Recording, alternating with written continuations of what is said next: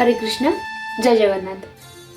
তো আমি আমার ভিডিও শুরু করার আগে সমস্ত ভক্তবৃন্দের চরণে এবং সমস্ত বৈষ্ণব সবার চরণে, ভগবানের চরণে প্রণাম জানিয়ে আমার ভিডিওটা শুরু করছি। নীলাচল নিবাসায় নিত্যায় পরমাত্মনে বলভদ্রম সুভদ্রাভম জগন্নাথায় তে নমঃ। তো আজকে আমি এই রাজাপুর শ্রী জগন্নাথের লীলা কাহিনী ও ইতিহাস সম্পর্কে এই বইটা আছে, এখানের একটি লীলা কাহিনী আমি আপনাদের কাছে তুলে ধরব।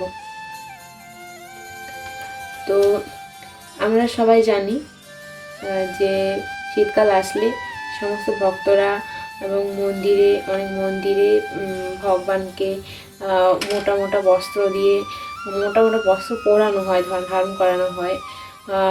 অ্যাকচুয়ালি ভক্তরা ভাবেন, ভালোবাসার এটা ভাব যে ভগবানেরও ঠান্ডা লাগে, কিন্তু শাস্ত্র এটা বলছে যে না, ভগবানের কখন ঠান্ডা লাগে না, বা ভগবানের গরমও লাগে না, ঠান্ডাও লাগে না, কিছুই না। ভগবান তো সেই তো পরমাত্মা, কিন্তু ভক্তদের ভাব আলাদা হয়, যেটা ভগবানের প্রতি ভালোবাসা।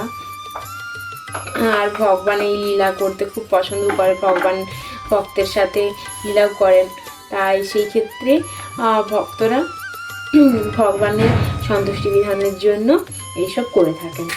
তো রাজাপুর জগন্নাথের এরকম একটা কাহিনী আছে, সেটাই আমি বলছি।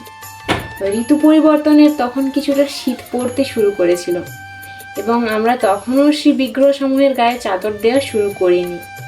পূরণ ষষ্ঠীর দিন বিগ্রহ সমূহকে মার বস্ত্র পরানো হয় এবং ওই দিন শীতকালের শুরু হিসাবে ধরা হয়। এই ঘটনাটি যখন ঘটে তখন উড়ন ষষ্ঠী আসেনি, কিন্তু তবুও বেশ শীত পড়তে শুরু করেছিল। পূজারী স্বপ্নে দেখলেন যে তিনি যখন নিদ্রামগ্ন তখন কেউ এসে দরজায় ধাক্কা দিচ্ছে, সুতরাং তিনি উঠে পড়লেন। তারপর দরজা খুলতেই দেখলেন যে জগন্নাথ, বলদেব ও সুভদ্রার ছোট বিগ্রহগুলি পিঠ মাটিতে দিয়ে শয়ন করে আছেন। তারা শীতে কাঁপছিলেন এবং তারা তাকে জিজ্ঞাসা করলেন, তোমরা কেন আমাদেরকে কম্বল দিচ্ছ না? তোমার তো একটা রয়েছে, আমাদের কোথায়? তোমরা লেপের নিচে বেশ আরামে নিদ্রা যাচ্ছ, তোমাদের কি মনে হচ্ছে না আমাদেরও শীত করছে? তো এইরকম পূজারীকে স্বপ্নে বলেছিলেন।